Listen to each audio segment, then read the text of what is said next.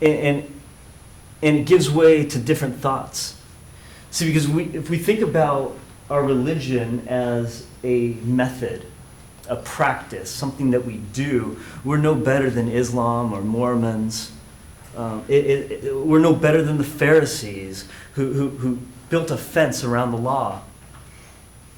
It was against these Pharisees that Jesus often preached against strongly. So when we're interacting with the Spirit and seeing it change our lives, by putting away those things that tempt, so that He can put them to death, we see that there's a change in our lives. That while we're driving on the expressway and somebody cuts us off, we don't stop ourselves from cursing them, those things. It's that the idea never comes into our minds. And if the idea comes into our minds, we do suppress it. But it's by that change in our lives that we see that the Spirit is testifying with our spirit. It is by that change that we know that we are sons of God. And it's by that knowledge that we are sons of God that we know that we are becoming more like Christ. And this is the work of the Spirit in our lives, to make us more like Christ. You see, the fruits of the Spirit should come into our lives at this point. As we're walking, we can see the Spirit changing us. So these things like joy and peace and patience, it's these things that we normally go to now.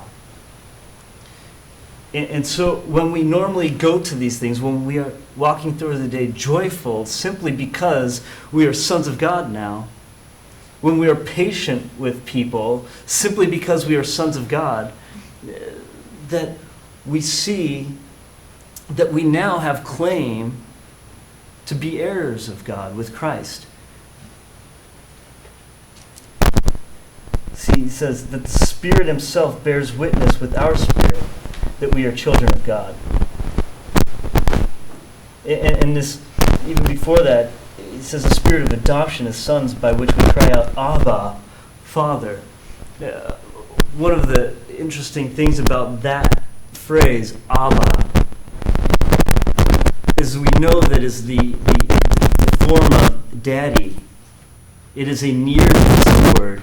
But the previous time it's used in the Scriptures is by Jesus in the Garden of Gethsemane.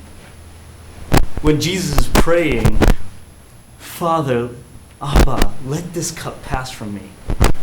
It is the heartfelt cry of our Messiah that Paul is linking us to, and to saying that you now have access in this way that Christ had access. He said if you're sons of God with Christ, you have the same access to Christ, to the Father, as Christ had. If this doesn't change our attitude of who the Father is in our relationship with Him, I don't know what does, but it should send us to that imagery of a little boy standing